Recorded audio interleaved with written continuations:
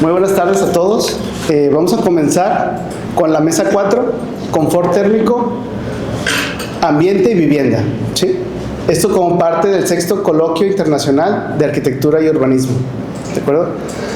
Las temáticas y la dinámica que vamos a abordar pues están directamente relacionadas entre ellas, de alguna manera en alcances individuales, pero relacionadas a fin de cuentas. Van a tener ustedes como expositores 15 minutos para su presentación, ¿sí? De preferencia puede ser entre 12 a 15 minutos. Igualmente les estaremos señalando el tiempo a través aquí de unas tarjetas donde les vamos a indicar, de preferencia les quedan 3 minutos, les queda 1 minuto, pues también con la intención de respetar los tiempos de logística, ¿de acuerdo? Y bueno, ya tenemos aquí los materiales y los vamos a estar colocando conforme pase el expositor. Y pues comenzamos. Adelante.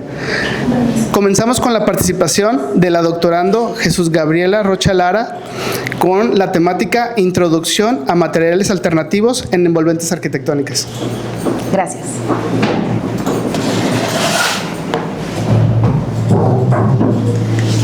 Buenas tardes, buenos días. Perdón. Yo les voy a dar una pequeña introducción de lo que vienen siendo materiales alternativos en envolventes arquitectónicas.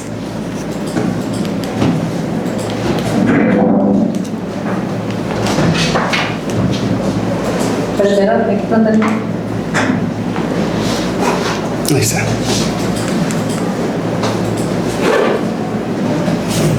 Bueno, como una pequeña introducción a lo que vienen siendo...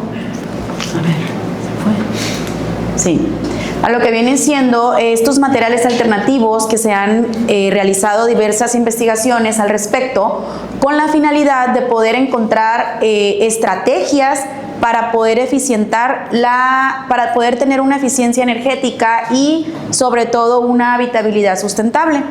Aquí les muestro más que nada lo que conlleva estas envolventes en la construcción, la cual se va generando mediante la crisis que actualmente se puede presentar en referencia a esta demanda energética y confort térmico. ¿Por qué? Porque efectivamente aquí lo que más aumenta, como viene aquí, la demanda global en el sector de la climatización es debido a estos materiales que son tradicionalmente implementados en la construcción de las edificaciones, ¿sí? Por lo tanto, se va generando un crecimiento de manera exponencial en lo que es la climatización debido a una evidencia a la vulnerabilidad o los sistemas constructivos que tradicionalmente se van utilizando. Como pueden observar, existe en la actualidad se genera más que nada un puente térmico y un ciclo de dependencia, ¿sí? Es decir, los materiales tradicionales tienden a generar o tener una alta conductividad y un bajo aislamiento. Aquí mostramos una imagen donde tenemos unos materiales que vienen siendo un muro, por ejemplo, y mantiene una ganancia o genera una ganancia térmica al interior de la edificación, provocando un disconfort térmico, ¿sí? Por lo tanto, es donde se necesita o se requiere esa climatización artificial para poder elevar o para poder tener un confort más agradable al interior. Por lo tanto, de manera general, básicamente la envolvente arquitectónica no es solo un límite físico, sino que tiende a ser un regulador principal entre la ganancia y la pérdida de calor. Por lo tanto, el poder seleccionar materiales, el seleccionar el material incorrecto desde la etapa del diseño, pues va a generar que la edificación requiera un consumo energético más amplio, ¿no? Bueno, aquí les muestro dentro de estas investigaciones, bueno, pues se genera un marco de evaluación integral para poder transformar la envolvente arquitectónica en una barrera pasiva. ¿Esto qué quiere decir? Bueno, tenemos el contraste en cuanto a la eficiencia mediante material tradicional y material alternativo. En el material tradicional podemos observar que se mantiene una alta conductividad, un bajo aislamiento y por lo tanto una dependencia artificial.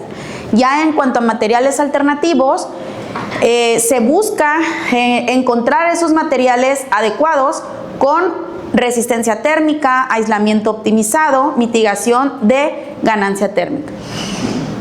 Aquí, como pueden observar, tenemos un prisma de evaluación, que quiere decir estos materiales alternativos entran a una evaluación para poder determinar sus propiedades físicas, sus propiedades mecánicas y sus propiedades térmicas. Esta triangulación o este prisma de evaluación obviamente se lleva a cabo mediante instrumentos de precisión. ¿Para qué? Para poder llegar a un ciclo donde se le dice que es un ciclo virtuoso, que quiere decir poder obtener ese material que nos pueda dar una reducción de impacto ambiental, un uso de eficiencia de la energía y la habitabilidad y confort térmico.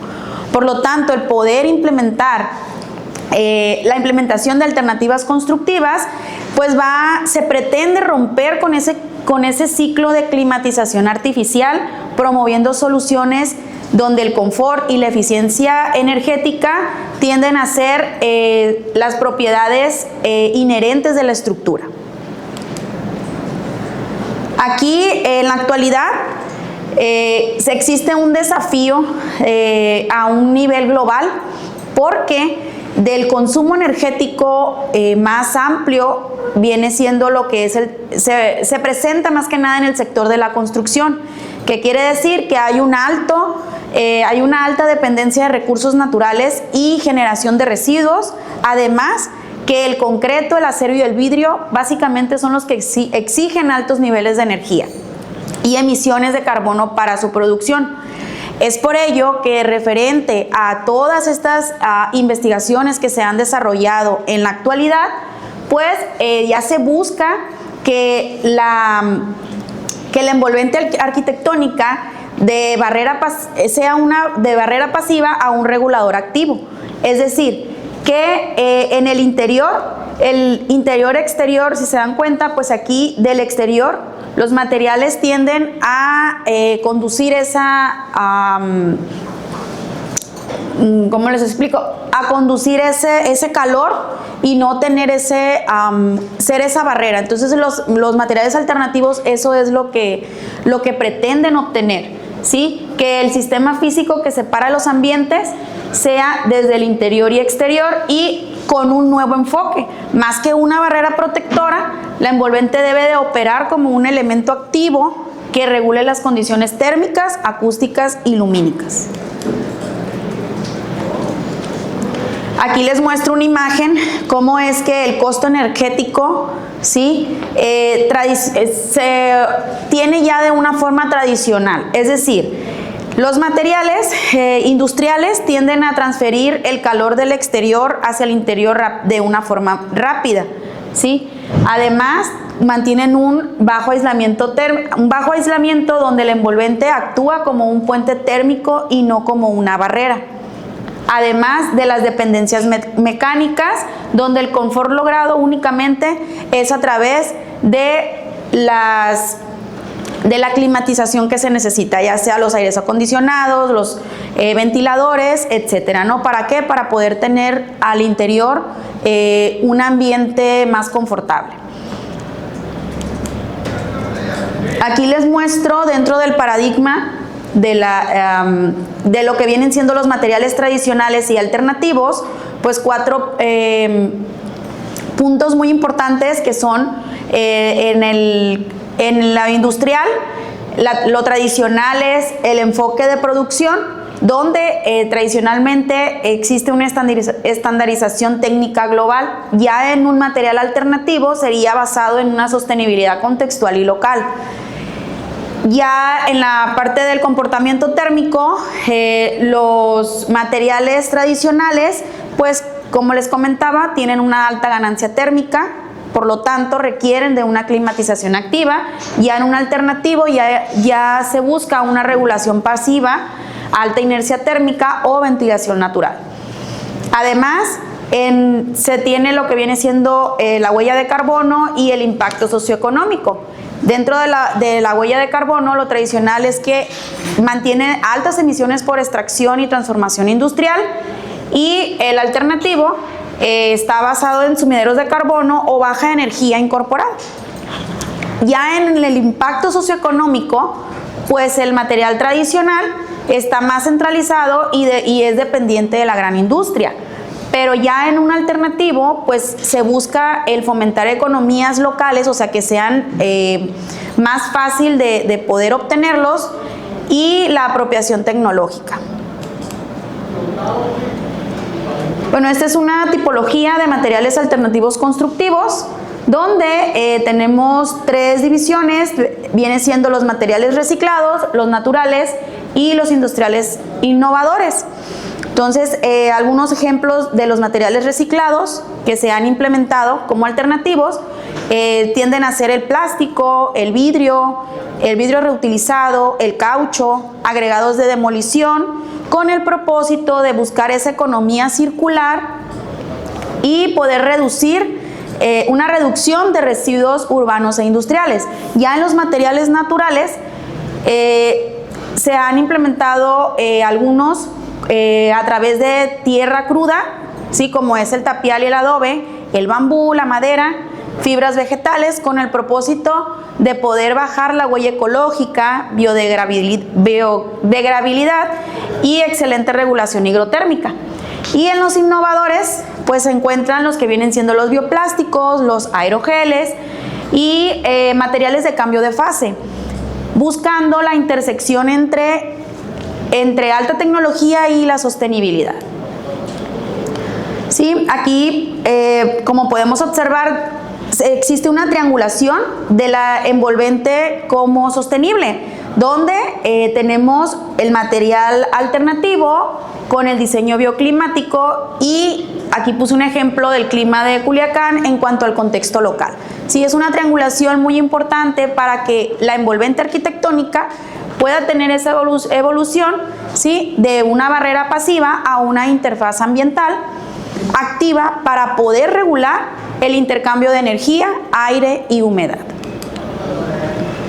De manera conclusión, pues más que nada, este tipo de investigaciones, evaluación de estos materiales, busca un futuro más híbrido en la arquitectura.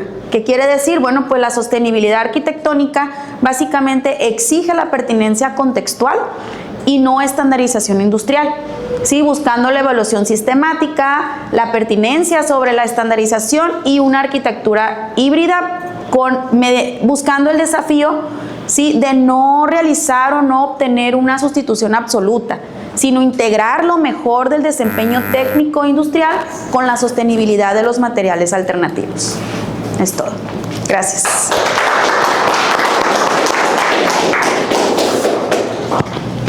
A pesar de que quedó en tiempos, igual pues estaremos aprovechando, ustedes también tomando nota al finalizar de todas las presentaciones. Ya estaría para un espacio de preguntas y respuestas. ¿De acuerdo? Bueno, de acuerdo al orden, continuamos ahora con el maestrante José Carlos Dehesa Mitre, con la temática relación entre la morfología del cañón urbano y el confort térmico, a través del análisis mediante el índice de Thorne en el centro histórico de Culiacán.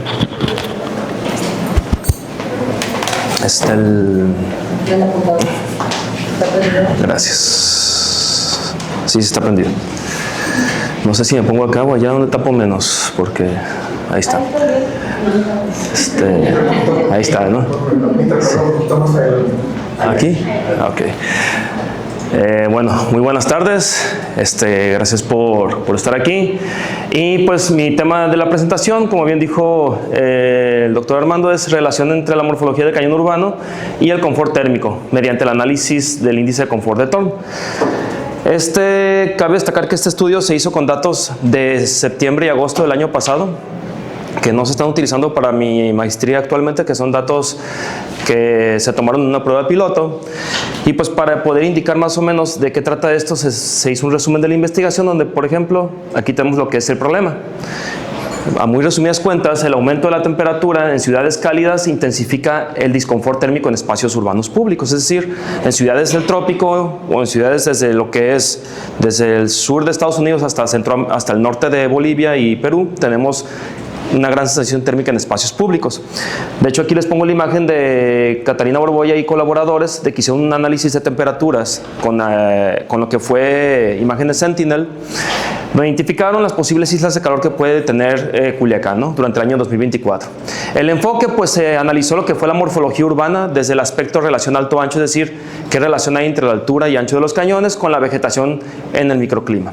Y el objetivo, analizar la relación entre la forma del cañón y sus complementos, como la vegetación, y el confort térmico mediante el índice de Thorne. Se encontró de manera breve que se identifican variaciones térmicas dentro del mismo cañón, es decir, un mismo cañón de cada lado de la banqueta se esperaría que no cambie tanto, pero puede cambiar hasta 1 grado o 2 centígrados de cada lado. Y salud. En algunos casos, mayores niveles de calor en zonas con vegetación, ¿no? En contextualización, pues tenemos que el microclima es el clima que se percibe a nivel de escala de peatón, ¿sí? Y hasta los 90-100 metros de altura, según Oke.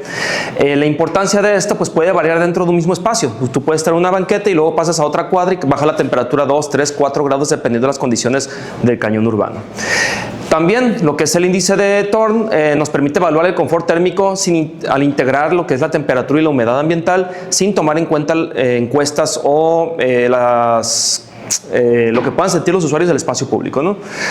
Y pues el microclima se refiere a las condiciones climáticas que se perciben a esta escala local, como en una calle o un cañón, como se les platiqué, y esas condiciones pueden variar incluso dentro del mismo espacio, dependiendo de factores como la orientación del cañón, si es orientación norte-sur, este-oeste, etcétera, como lo que es también la geometría, lo alto y lo ancho, y la vegetación presente. Muy bien. Bueno, en la contextualización del cañón urbano tenemos que es el espacio formado entre edificaciones a ambos lados de una calle. Aquí, como pueden ver, tenemos lo que es vista en cenit y de perfil de una calle con 2 edificios o 2 casas, como lo quieran ver ustedes, pero nos dice qué ancho hay entre fachada y qué altura tienen. La apertura que vemos aquí es una variable que nos integró, un indicador que nos integró este estudio, que es el factor de cielo visible, qué tan abiertos están los cañones urbanos con respecto al cielo o la luz solar que puede entrar al cañón. Es decir, nos dice que cada cañón urbano, dependiendo la separación que tengan entre ellos, va a ser mayor la radiación solar que pega directamente a las fachadas y a la calle, o va a ser menor. Pero también la temperatura suele atraparse más en espacios más cerrados, ¿no? También, como en la plática anterior, dependiendo del tipo de materiales que esté formado los cañones urbanos, pueden servir como acumuladores de calor. Y entre más estrechos estén, más calor suelen acumular. ¿Ya no quiere? Ahí está ya. Entonces, el área de estudio que se escogió fue el Centro Histórico de Culiacán. ¿Por qué? Porque es una zona con alta actividad económica y una traza urbana ya consolidada. En Damero tenemos que es una morfología con variaciones en altura edificada, que ha cambiado en los últimos 15 años por la creación de nuevos edificios. También el ancho de calle es muy variado en el Centro Histórico, no es un ancho de calle estable. Hay callejones pequeños, hay calles anchas, hay calles muy estrechas también. Y tenemos lo que es distintos tipos de cañones urbanos derivados de esto, es decir, que poseen diferente relación alto-ancho.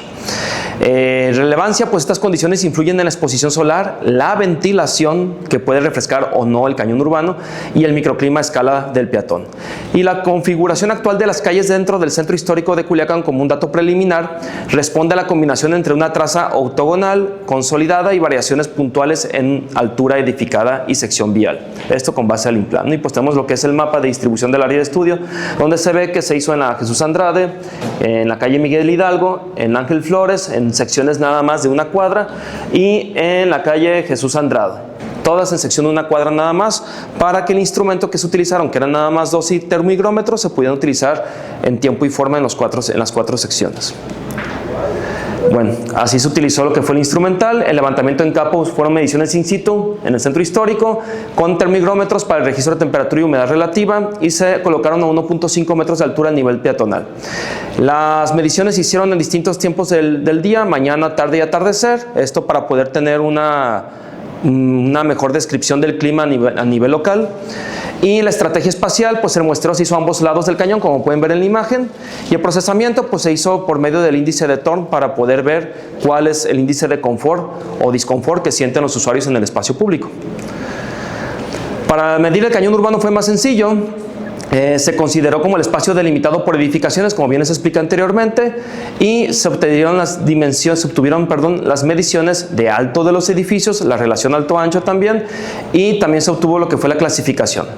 Con base a los análisis con base a las fórmulas de relación alto-ancho y lo que nos platica, lo que menciona Timothy y Oke, es las relaciones alto-ancho de los cañones pueden variar drásticamente, donde 2 es una relación de un cañón alto-ancho muy elevada y significa cañones profundos, es decir, edificios muy altos con calles estrechas. Y más cercano al 1 o al 0 son edificios muy bajos y calles muy amplias. ¿Ok? Bueno, lo que tenemos aquí ya es los datos de temperatura y humedad tomados durante el 28 de agosto al 1 de septiembre, durante el año pasado, donde se analizaron los indicadores de temperatura y humedad relativa en estos 4 cañones urbanos que les mencioné anteriormente en el mapa, diferenciado cada lado del cañón según su orientación, y se observan variaciones entre lados, lo que sugiere condiciones microclimáticas diferenciadas incluso dentro de un mismo espacio urbano. Y aquí podemos ver que tenemos la calle Andrade sin vegetación, la calle Andrade sin vegetación, el lado este y lado oeste. Y se dan cuenta, en los gráficos tenemos lo que es la misma calle, pero cada lado de la banqueta, lado oeste, lado norte o lado sur, donde podemos ver que la calle Andrade tiene una diferencia de casi 1 grado centígrado del lado este al lado oeste, y lo que tenemos aquí es la calle Hidalgo, también tiene una gran diferencia de 2 grados centígrados. La calle Hidalgo posee en su lado norte posee una mayor temperatura por la incidencia solar, y en el lado sur posee una menor temperatura por menor incidencia solar, ¿no? Por la orientación del cañón urbano. Y en lo que es la humedad relativa, conforme también varía la temperatura, también varía lo que es la humedad relativa, donde tenemos que el Andrade, que no tiene nada de vegetación, posee una mayor humedad relativa, mientras que las calles con vegetación durante ese estudio presentaron una menor humedad relativa de 0.8%. Bueno, ya aplicando el índice de Thorne, tenemos que las temperaturas que se integra humedad y temperatura, se observan diferencias más claras en términos de confort térmico entre lados de cada cañón.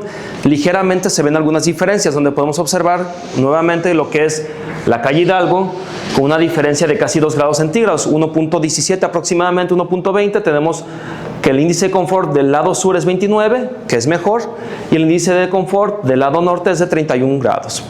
El índice de Thorne lo que hace entonces es juntar la humedad y la temperatura para realizar una fórmula y estimar la temperatura que siente realmente el usuario en el espacio público, ¿sí? De esta manera se puede sentir realmente la temperatura que pudiera aproximadamente sentir las personas o los usuarios de estos espacios. Y aquí los gráficos que tenemos es la relación alto-ancho de los cañones urbanos, es decir, qué tan elevada o baja es la relación alto-ancho de los cañones urbanos dentro del estudio, y tenemos que el cañón con una relación alto-ancho más elevada es la Andrade a la altura de la calle Hidalgo, y tenemos la que tiene menor relación alto-ancho es la Ángel Flores, ¿sí? Entre lo que es Ramón Corona y Andrade. Y bueno, una vez viendo estos datos, ya restando las diferencias entre los índices de Thorne de cada lado del cañón, vemos que existen variaciones térmicas del mismo cañón, es decir, grandes diferencias entre confort térmico en los cañones. Solamente tenemos lo que es Hidalgo, que tiene una diferencia de 1.17 grados de confort, que es demasiado para los usuarios, y seguido de Andrade, que tiene también 0.30 grados centígrados de diferencia de confort en el mismo cañón de un lado a otro de la calle. Esto se puede ver a lo que es la orientación de cada lado de la banqueta, ¿no? Porque incide mayor la radiación solar de un lado que del otro. Y bueno, creo que casi no se alcanza a ver, pero ya al relacionar lo que fue la morfología del cañón urbano con el índice de Thorne, tenemos que se observa que la configuración geométrica influye directamente en el confort térmico. En particular, los cañones con mayor relación alto-ancho, es decir, más estrechos, tienden a presentar valores más elevados del índice de Thorne, es decir, que hay un disconfort en ciertos lados, ya sea norte o sur, este o oeste, lo que sugiere un posible efecto de confinamiento térmico. También mencioné que había un índice de disconfort en ciertas áreas con vegetación, y eso se puede deber a un efecto olla, donde la copa de los árboles no dejan escapar el calor a pesar de que la sombra impide el paso del calor. Como conclusiones, el confort térmico varía dentro del mismo cañón urbano, evidenciando condiciones no homogéneas dentro de una misma zona a escala local. La morfología urbana, la relación alto-ancho, influye en la ventilación, la exposición solar y la acumulación de calor. Y en cuanto al tema de orientación, se identifican diferencias térmicas entre lados del cañón asociadas nuevamente a la radiación solar. La vegetación, su efecto depende del contexto urbano y no siempre implica una reducción del confort térmico. Como dije, copas horizontales tienden a atrapar el calor, mientras que copas verticales tienden a dejar que salga del cañón urbano. Los resultados muestran que el confort térmico en entornos urbanos no es homogéneo, incluso dentro del mismo cañón urbano. Se identificó que la morfología, la orientación y la vegetación influyen de manera conjunta en las condiciones microclimáticas. Esto sugiere que el diseño urbano debe considerar estas variaciones para mejorar las condiciones de confort a escala peatonal. Y pues no sé si me pasé tiempo, me sobró, sería todo. Muchas gracias. El doctorando Francisco Antonio Valle Campos, con la temática influencia en la orientación y los materiales en la carga térmica de la vivienda unifamiliar.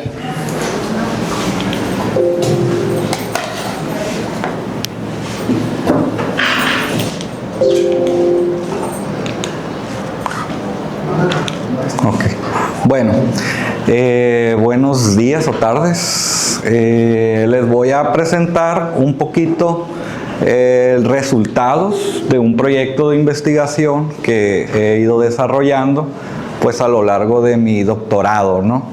En conjunto con mi comité y mi asesor externo, el doctor Aníbal Luna León, quien me ha apoyado pues bastante en el tema, ¿no? Entonces es influencia de la orientación y los materiales en la carga térmica de la vivienda. En pocas palabras, cómo influye la orientación y cómo influyen los materiales para las ganancias de calor dentro de la vivienda, ¿no? Una pequeña introducción entre problemática a la vez. Pues el consumo energético en las edificaciones representa aproximadamente el 34% de la demanda global, ¿no? Pues la ciudad de Culiacán sabemos que es una de las ciudades en el país considerada dentro de las principales ciudades con un clima cálido, un clima extremo, ¿no? Entonces sabemos esta de alguna manera problemática que tenemos, que eso nos genera una alta demanda de uso de aire acondicionado al final de cuentas, ¿no? En zonas cálidas hasta el 73% del consumo doméstico se destina a aire acondicionado. Y aquí en México tenemos una normativa que es la NOM 020, la que regula precisamente la eficiencia energética en las viviendas, ¿no? Esta normativa salió en el 2011, ¿ok? Y pues es la que actualmente, digamos que rige en México. Bueno, en mi investigación nosotros decidimos estudiar un prototipo en un fraccionamiento, ¿ok? Este fraccionamiento está ubicado en la zona noroeste de Culiacán, es Estanza Castilla, ¿ok? Este fraccionamiento cuenta con 3 prototipos. Digamos que el de 2 recámaras, otros 2 de 3 recámaras, ¿ok? Tiene áreas verdes. Dentro de este fraccionamiento hay un supermercado, una gasolinera, hay una subestación de CFE. Como podemos ver en la imagen, el color rosa significa la zona de vivienda, ¿no? Donde hay viviendas. Zona en color café son las vialidades, zona verde, áreas verdes, y por aquí algunos espacios que son equipamientos, ¿ok?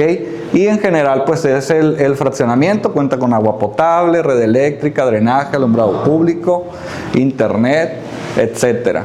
Y este es el prototipo que estudiamos, ¿ok? De los 3 prototipos seleccionamos uno, de alguna manera el que mayor representatividad tiene dentro del fraccionamiento. Es el prototipo Savoy, se llama, ¿ok? Cuenta con 3 recámaras, las 3 recámaras en el segundo nivel, una en la fachada frontal y 2 en la fachada posterior, un baño compartido en la planta alta. Mientras que en la planta baja pues cuenta con cochera, sala, comedor, cocina, un medio baño, un patio y escalera, ¿no? Esta es la imagen, ¿ok? La fachada principal, tenemos, digamos, en esta fachada se pueden visualizar las ventanas. Y en la fachada posterior tenemos también un ventanal y una ventana más en la cocina. Y este es el mapa del fraccionamiento y aquí están ubicados por orientación ese prototipo, ¿ok? En el norte, sur, este, oeste, noreste, noroeste, sureste, suroeste, ¿ok? El prototipo, en este caso en el fraccionamiento, aquí se clasifica por orientación. Orientación norte tiene 51, hay 51 viviendas de este prototipo, en el sur 14, en el este 96, oeste 84, suroeste 33, sureste 51, noreste 23 y noroeste 42. Dentro del fraccionamiento pues hay un total de 394 viviendas de ese prototipo, ¿no? Que fue el que se estudió. Bueno, me faltó un poquito mencionar que el prototipo o la vivienda está construido a base de estos materiales: muros de bloc, ¿ok? Una losa aligerada, es de vigueta y bovedilla, se considera aligerada. Ventanas, digamos, comunes o tradicionales de aluminio y cristal, ¿ok? Puertas exteriores tipo metálicas y las puertas interiores son de madera. Ya hablando, al final de cuentas, las ganancias de calor dentro de la vivienda, digámoslo así, es un conjunto de sumas, ¿ok? Que nos da la orientación, pero dependiendo del clima, de la radiación solar directa, indirecta, etcétera, ¿no? Además de lo que comentaba, depende del material del que está hecho, van a ser esas ganancias de calor, ¿ok? Si yo tengo una ventana de cierto tamaño, un tamaño grande, pues voy a tener mayores ganancias de calor a que si tengo una ventana de menor tamaño, ¿no? Entonces, digamos que es una sumatoria, ¿ok? De cargas internas y cargas externas. Las cargas internas, pues ya son las que nosotros mismos generamos con el uso de equipos, los usuarios, etcétera, ¿no? Entonces, aquí les muestro, digamos que los meses más críticos, ¿ok? De cada orientación. Y nos da que la orientación este es la más crítica, es la que mayores ganancias tiene, ¿ok? Y la orientación sur, digamos que es la menos crítica, ¿ok? Entonces, a lo largo del año, este es un gráfico que se muestra en cada mes cómo se comportan esas ganancias de calor. Por ejemplo, en el mes de enero, vamos a suponer, o vamos a llamarlo así, si yo estoy dentro de la vivienda, en el mes de enero, a ciertas horas, ciertos días, yo pierdo calor, ¿ok? El calor que está dentro sale hacia el exterior. Ya después de cierta hora, el calor de afuera llega.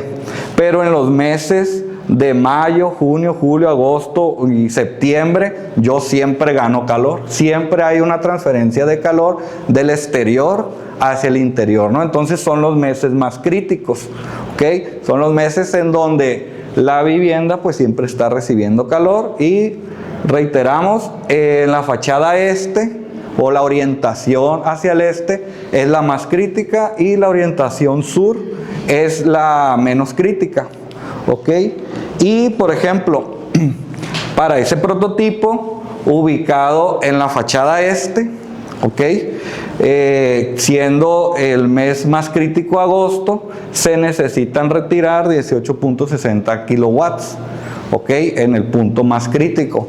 ¿Qué significa eso? Bueno, si lo convertimos nosotros a necesidad de aire acondicionado, pues necesitamos, para mantener un rango de confort, ¿ok? Necesitamos aplicar aproximadamente 5.53 toneladas. ¿Okay? Entonces yo necesito, al final de cuentas, un aire acondicionado de 5 toneladas y media para toda la vivienda y retirar este calor y mantener un confort, ¿no? Mientras que en la fachada sur, ¿ok? Que es la menos crítica, necesitamos retirar 14.19 kilowatts. Si lo convertimos también a aires acondicionados, pues son 4.45 toneladas. Si se fijan, solamente con cambiar la orientación disminuye alrededor de 1 tonelada y pasadito, ¿ok? Lo que requeriría. Entonces, la importancia de precisamente analizar y ver la orientación. Y justamente la orientación que es la más crítica, es la que más viviendas tiene, y la sur, que es la menos crítica, es la que menos, ¿no? Igual pues desde la planeación, notificación, desde el acomodo de manzanas, orientaciones, cómo se puede precisamente visualizar la mejora desde ese punto, ¿no? Y ahora vamos hablando de los materiales. El ejemplo anterior era solamente orientación, ahora vamos visualizando los materiales, ¿no? ¿Qué pasa con los materiales? Que como comentaba la compañera en la primera exposición, hay materiales convencionales que son los que al final de cuentas usamos, ¿no? Habría que empezar precisamente a involucrar materiales alternativos para ver este comportamiento, ¿no? Bueno, esta es la vivienda tal cual, ¿ok? Como fue construida, con sus materiales, con sus medidas, sus fachadas, sus ventanas, etcétera. En la fachada que es la más crítica, vamos a hacer una comparativa en la misma fachada. Y se necesitan retirar, como ya lo habíamos comentado, 18.60 kilowatts, lo que da 5.53 toneladas de aire acondicionado, ¿no? A como está actualmente y originalmente la vivienda. Ahora, ¿qué pasa si hacemos una pequeña modificación? ¿Ok? ¿Qué tal que proponemos para la misma vivienda, la misma orientación, todo exactamente igual, pero considerando colocar un aislante? ¿Okay? Un poliestireno de 1 pulgada disminuye, ¿ok? De tener que retirar 18.60 kilowatts, pues ahora tendríamos que retirar 13.24, lo que nos daría necesitar una climatización de aproximadamente 3.76 toneladas, ¿ok? Entonces disminuye aproximadamente un 20-30% el considerar seguir con lo convencional o lo tradicional, que es el block, etcétera, pero adhiriendo este aislante, ¿no? Entonces nos lleva a la conclusión que colocar la colocación de aislante en muros y ventanas, pues sí incrementaría de aproximadamente de un 3 a 6% el costo, ¿ok? Pero sería redituable, ya que esto disminuiría entre un 25 a un 30% aproximadamente la carga térmica de la vivienda, y por consecuencia, al tener menos carga térmica, menos ganancia de calor al interior, pues necesitaría menor cantidad de uso de aire acondicionado para poder mantener el confort al interior, ¿no? Entonces es básicamente parte de los resultados que hemos analizado, a los que hemos llegado, y que pues es parte de la investigación, ¿no? Sería todo. Gracias. Muchas gracias, maestro Francisco Valle. Continuando con el programa, ahora toca el turno del maestrante Jacobo Valenzuela Parra. Sí. Con la temática relación entre caminabilidad y confort térmico en espacios exteriores, caso Ciudad Universitaria UAS.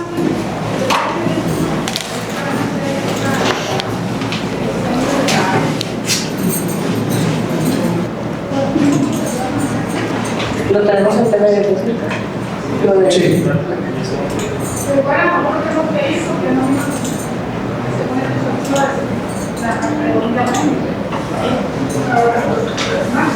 ¿Tienes el marcador?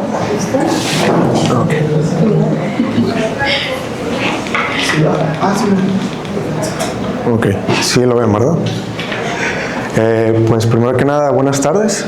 El tema del que les voy a exponer el día de hoy es relación entre caminabilidad y confort térmico en espacios exteriores, caso Ciudad Universitaria, en colaboración con el doctor Gonzalo Bojorquez Morales y la doctora Verónica Jiménez López de la Universidad Autónoma de Baja California, como mi asesora el doctor Armando Núñez de Anda, y presenta a su servidor Jacobo Valenzuela Parra.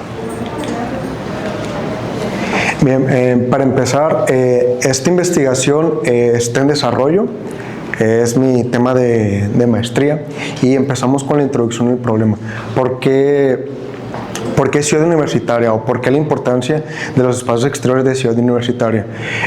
Una de las razones fue que más de 80,000 usuarios entre estudiantes, maestros, administrativos y diferente personal que está en Ciudad Universitaria, pues tiene su vida aquí, ¿no? O sea, ya sea que estudie o trabaje o realice diferentes actividades, y Ciudad Universitaria como destino. Todas estas personas pues pasan mucho tiempo en Ciudad Universitaria, y también de sus lugares de sus casas o de otras partes pues se trasladan aquí como destino. Y citando a la OSD, los espacios educativos deben de tener armonía con el ambiente, deben incentivar la participación social, deben proveer salud y confort y seguridad a los usuarios. La problemática central en esta investigación se centra en dos aspectos: los impactos adversos en la caminabilidad y el confort térmico, y en concreto en la caminabilidad en la infraestructura peatonal con sus deficiencias importantes en Ciudad Universitaria, y el clima cálido de Culiacán con altas temperaturas que afecta el confort térmico. Y para llegar a esto, en la investigación se planteaba qué está pasando en Ciudad Universitaria. Respecto a la caminabilidad, pues hay afectaciones, ¿no? En la infraestructura peatonal, con fallas en su estructura, en las cuestiones de las rampas y accesos de accesibilidad, invasión por parte de los vehículos automotores, ya sean carros y motocicletas, y también que hace falta área foliar y arbolado urbano dentro de Ciudad Universitaria. Como pueden ver en estas imágenes que se obtuvieron en la investigación, son recientes, son del año pasado y de donde podemos ver las afectaciones en las aceras o banquetas, en las rampas de accesibilidad que tienen un porcentaje de pendiente mayor al que debería de tener para que una persona en silla de ruedas o una persona en muletas, una persona con alguna dificultad motriz pudiera acceder a ella. Y en la siguiente imagen podemos ver que la superficie destinada para la vialidad, la mayoría está ocupada por los vehículos, e incluso podemos ver que aquí, no sé si se alcanza a ver, hay una motocicleta arriba de las aceras, y podemos ver también una invasión, ¿no? Y realmente también se puede ver que es mínimo el espacio que se le deja al peatón. Y en la siguiente imagen, en este corredor en el Sócrates, podemos observar un estudiante caminando y que trae su paraguas, ¿no? A pesar de que esté a un lado de aulas o que haya árboles, pues son insuficientes para contrarrestar cuestiones del confort también, ¿no? Que están afectando la caminabilidad. La otra parte del problema son las altas temperaturas que afectan el confort térmico. Y en esta gráfica, con datos de la Conagua y de la Estación Meteorológica de Biología del Agua, se basaron en las temperaturas promedio máximo nacional del estado de Sinaloa y de Culiacán. La parte de rojo de la gráfica son las temperaturas nacionales, en amarillo las de Sinaloa, y en carmesí, un rojo más fuerte, las de Culiacán. Y como pueden observar, el promedio de temperaturas máximas en Culiacán supera a la nacional y a la estatal. Estos datos son del año 2024. ¿Y por qué el año 2024? Porque fue el año que se registraron mayores temperaturas máximas en México y también en Culiacán. ¿Y esto de qué nos habla? Nos habla que realmente hay una problemática con las altas temperaturas. Si bien podemos refugiarnos en un aula o en nuestras casas, en el tema de investigación, pues justamente están estas afectaciones en los espacios exteriores. Y con base a esto se planteó en la investigación 4 objetivos, un objetivo principal y 3 objetivos secundarios. El objetivo principal lo que busca en esta investigación es determinar, saber cuál es la relación que existe entre la caminabilidad y el confort térmico. No solamente deducir, sabes que pues si está caliente afuera, pues voy a decidir no caminar, ¿no? Sino lo que busca esta investigación es ir más allá, qué otras cuestiones están afectando la relación entre la caminabilidad y el confort térmico. Los objetivos secundarios pues apoyan o buscan llegar al objetivo principal, que el primero es diagnosticar las cuestiones de la infraestructura peatonal, todos los aspectos físicos, si cumplen las medidas dentro de los reglamentos de la UAS, dentro de los reglamentos de construcción municipales y estatales, y que les sirvan a los usuarios. El segundo, importante también, es analizar las condiciones térmicas de los espacios exteriores, conocer las cuestiones del clima, de la humedad, de los vientos, todas estas cuestiones del ambiente. Y el último objetivo, es identificar la percepción que tienen los usuarios.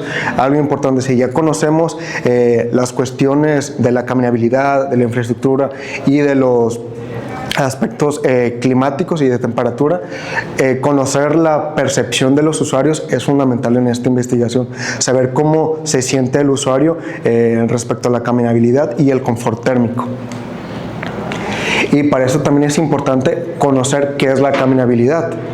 Este investigador Southworth en 2005 la define como la capacidad que tiene el entorno urbano de brindarle confort, accesibilidad, seguridad al peatón a través de una red urbana. En otras palabras traducidas, es la capacidad que tiene Ciudad Universitaria de brindarle a sus usuarios una red urbana donde haya confort, accesibilidad y seguridad.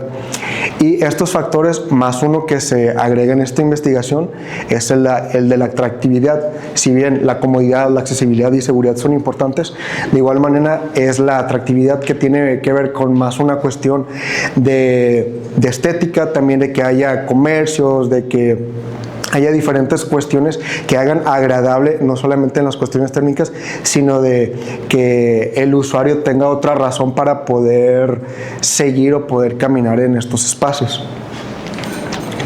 Y la otra parte es el confort térmico. El confort térmico, según la norma ISO 7730, lo define como un estado de la mente que expresa satisfacción. En otras palabras, también es que uno se sienta en paz en un lugar, que se sienta a gusto, coloquialmente lo decimos, y que no sienta ni frío ni calor. Una sensación de estar en un balance, de estar en medio. Y el confort térmico tiene 2 tipos de variables: las variables ambientales y las variables personales o del usuario. Las variables ambientales son la temperatura del aire, la temperatura radiante media, que es el calor que emiten las superficies, en este caso de las aceras o diferentes partes de la calle, la velocidad del aire y la humedad relativa. Y las variables personales, que son de los usuarios, uno es la tasa metabólica, que es el nivel de actividad física. Si está realizando una actividad antes, puede ser que esté haciendo ejercicio, o incluso cuánto tiempo lleva caminando ya, no sé, 15 minutos, 5 minutos. Estas cuestiones van a impactar de diferente manera qué tipo de actividad sea y durante cuánto tiempo la haya realizado o la esté realizando. Y otro aspecto es el aislamiento de la ropa, que es la capacidad de la vestimenta para retener el calor corporal. Es cómo van vestidos los usuarios. Aquí les dejo una imagen del tipo de vestimenta que puede tener: muy ligera, normal, abrigada y muy abrigada. Y también influye el tipo de material de estas vestimentas. No es lo mismo salir a la calle con seda que con algodón o diferentes materiales que pueda tener la ropa, ¿no? Y de esta relación pudieran salir diferentes hipótesis o diferentes puntos, que uno de estos es que el confort térmico influye directamente en la decisión de caminar, otro que no hay caminabilidad sin el confort térmico, y que si se mejoran las condiciones de caminabilidad y confort térmico, pues va a ser mejor o va a tener un bienestar los usuarios y en su permanencia del espacio exterior. La metodología para esta investigación es de un estudio mixto porque se analizan datos cuantitativos y cualitativos, datos cuantitativos de datos climáticos y análisis de datos cualitativos en cuestión de la percepción de la caminabilidad y el confort térmico de los usuarios. Las técnicas e instrumentos son diferentes: observación científica, mediciones ambientales, mediciones de la infraestructura, encuestas de percepción y mapeo por zonas de rangos de caminabilidad en confort térmico. En esta imagen podemos ver Ciudad Universitaria, donde está trazado de rojo las vías principales de caminabilidad, y de puntos azules los puntos donde se planean realizar estas encuestas. El área de estudio, pues ya se los mencioné, es Ciudad Universitaria con 5 puntos de aplicación, y se planea utilizar métodos estadísticos del PET, el MIS y el UTSI. Y los resultados esperados y hallazgos recientes son resultados esperados, como se los mencioné. Es una investigación que está en desarrollo y se espera encontrar condiciones del ambiente térmico, condiciones de caminabilidad, percepción de los usuarios, zonas críticas, zonas confortables e impactos en el uso peatonal. Y los hallazgos técnicos, por último, es de que a lo largo del desarrollo de esta investigación se han encontrado metodologías similares donde también se ha buscado encontrar el confort, o en este caso, en este estudio que se titula Estudio de Habitabilidad Ambiental en Espacios Públicos Exteriores de El Grullo, Jalisco, donde el doctor Gonzalo, la doctora Emilia Villaseñor, el doctor Francisco y la doctora Carmen realizaron un estudio de habitabilidad. Si bien es diferente en unas cuestiones, este estudio comparte muchos rasgos porque la caminabilidad y el confort térmico están dentro de la habitabilidad. Y pues eso sería todo por mi parte, es la bibliografía consultada y sería todo. Gracias.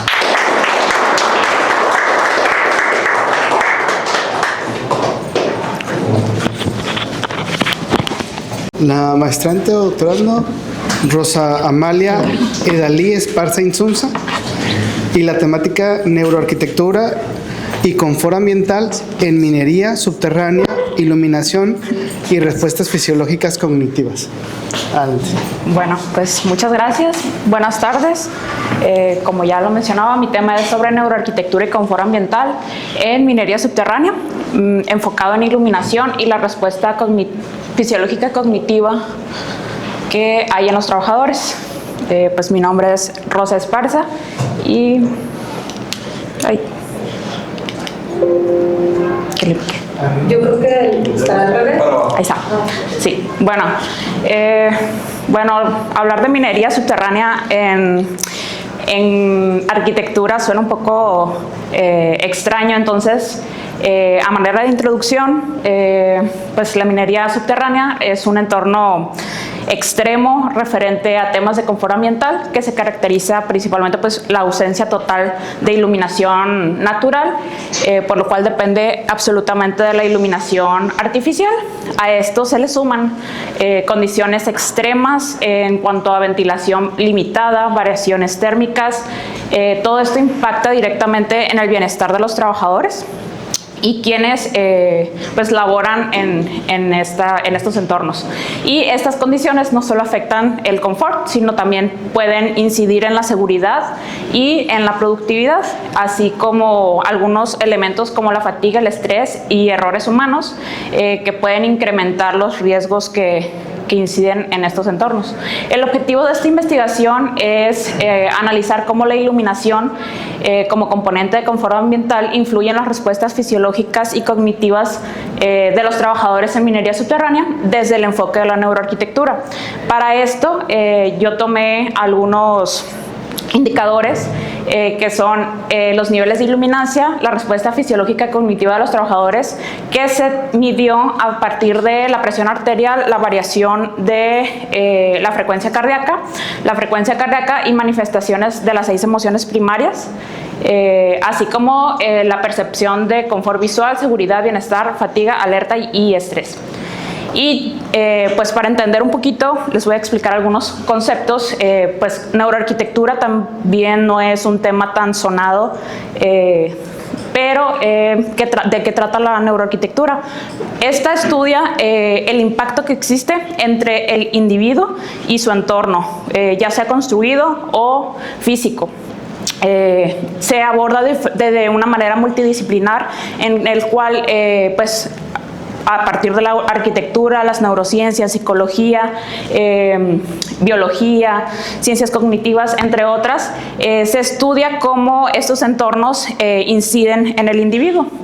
Entonces, el confort ambiental se refiere a la percepción de comodidad que experimentan los individuos en un entorno determinado, y esta se puede ver influenciada por diversas condiciones, tanto físicas como psicológicas. Yo tomé algunos elementos que me parecían prioritarios en la minería subterránea, que son iluminación, temperatura, ruido y ventilación. Les voy a hablar un poquito pues, de la minería, que es, pues, se refiere a la obtención selectiva de minerales y otros materiales de la corteza terrestre que se realizan con fines de producción industrial y comercial. Existen dos tipos de minería, que es la minería subterránea. Esta se realiza bajo tierra, excavando túneles y galerías para acceder a dichos recursos, y también está la minería a cielo abierto, que esta se lleva a cabo en la superficie, se extraen recursos en una zona abierta. Entonces, ¿qué es la iluminación? Pues es una onda electromagnética capaz de ser percibida por el ojo humano y cuya frecuencia es determinada, bueno, determina su color. Y la iluminancia es la cantidad de luz que incide sobre la superficie a una distancia determinada, y se mide en luxes. Más que nada les voy a hablar un poquito de la metodología que se realizó. Esta se dividió en tres fases principales en trabajo de campo. Se realizó en 3 minas o unidades mineras en el centro del país. En la primera fase se llevó un diagnóstico ambiental y arquitectónico, en la segunda la medición fisiológica y autoinformes, y en la tercera fase el análisis comparativo. Entonces, en julio del 2025 se realizó la primera visita de campo a estas minas, en la cual se llenó una bitácora de observación. O sea, se realizó un recorrido a través de estas 3 unidades, en las que se determinaron diferentes dimensiones, tanto arquitectónicas, ambientales, orgánicas y socioculturales, para determinar también cómo los trabajadores se relacionaban entre sí. Se analizaron también el uso del equipo de protección personal, postura corporal, expresiones faciales o emociones aparentes, y la interacción entre los trabajadores. En esta misma visita se realizó una prueba piloto, que se realizó a 5 individuos que tenían ciertos cargos de importancia, en el cual se realizaron 15 preguntas, una entrevista de 15 preguntas que en las que se buscaba determinar estado emocional y fatiga laboral, iluminación y percepción sensorial, estrategias de afrontamiento y factores psicosociales y organizacionales. De esto se determinó las medidas que los individuos o los trabajadores tomaban para combatir un poquito el estrés que manejaban, que eran pausas activas, interacción social, hidratación, eso para reducir el estrés que manejaban. En la segunda fase, que fue para medir ya las variables fisiológicas y cognitivas, así como de iluminancia, se llevaron a cabo mediante estas herramientas, que se utilizó un luxómetro, carga móvil para la variación de frecuencia cardíaca, un esfigmomanómetro para la presión arterial y el oxímetro. Entonces, en esta segunda fase, se realizó en diferentes turnos. Fueron 68 trabajadores en total, en diferentes turnos. En la mina 1 fueron 11 participantes, en el turno vespertino, en el matutino 14 participantes, en la 2 fueron 16, en el vespertino, en el nocturno fueron 9, y en la mina 3 fueron 18 participantes. Después se realizó una depuración de la información, y al final, con la limpieza de datos, se quedó una muestra de 44 participantes con datos completos para el análisis. Y bueno, el procedimiento se dividió en 3 fases, ya para la toma de recolección de los datos, que fue antes de bajar a minería, durante ya en el sitio donde ellos laboran y al finalizar su jornada. Entonces, en la primera o en la fase inicial se llevó primero la medición inicial. A todos se les comunicó de qué iba a tratar la investigación, firmaron una carta de consentimiento y pues se procedió a realizar un llenado de formatos en el cual primero pues se le tomaron los datos fisiológicos. Para esto hubo un acompañamiento de personal capacitado de la mina para la toma de datos fisiológicos y pues también se les realizó una entrevista inicial para registrar las covariables, ¿no? También una encuesta, que es donde ya les preguntábamos, les pregunté el tipo de emociones que manifestaban en ese entorno, así como su percepción, y pues se midió la variabilidad de la frecuencia cardíaca. Y una vez que se terminó de hacer esto, se esperó un momento determinado para que los trabajadores llegaran a su sitio de trabajo y procedimos a bajar a mina. Entonces, ya en sus espacios de trabajo se llevó a cabo la medición de la iluminancia, esta mediante 2 luxómetros, uno que se colocó al centro del entorno de trabajo y otro con el que se medía a 100 centímetros y a 30 centímetros de la fuente de luz. En este caso eran pues solamente el casco de los trabajadores, la persona que me acompañaba y pues yo apagamos nuestra iluminación porque se pretendía que solamente estuviese la iluminación con la que laboran los trabajadores. Entonces, una vez registrada la iluminancia y la iluminancia individual, pues se les volvió a realizar la encuesta de las emociones primarias y la percepción del entorno y 4 preguntas abiertas. Y el procedimiento después, una vez que se terminó con este recorrido, procedimos a realizar, al terminar ellos su turno, la toma de datos fisiológicos y la de la variación de la frecuencia cardíaca. Entonces, posteriormente a la recolección de los datos y